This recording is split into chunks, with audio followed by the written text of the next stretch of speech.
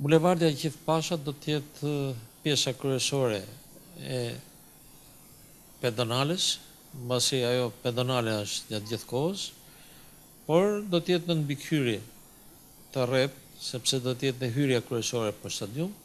Pjesa tjetër, nuk pavarësisht nga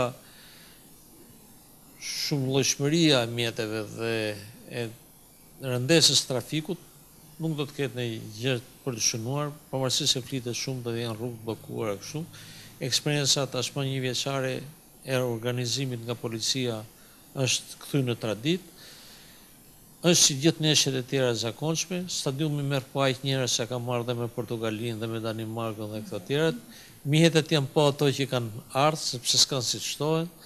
Qytetarët e Elbasanës vetë nuk do të lëvizin sot me mjete mbas orës 12, që është një orë që do të fillojë dhe lëvizja për të hyrë në stadium.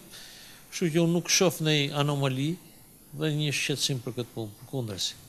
Duke pasur edhe një bashkëpunim me mjetet televizive, ato të cilët do të kenë koncertin përfundimtar në qytetin e Elbasanit dhe me videot e mëdha që do të jenë për ato që s'do të arrijnë të hyjnë në stadium nëpërmjet televizorit në qendër të qytetit.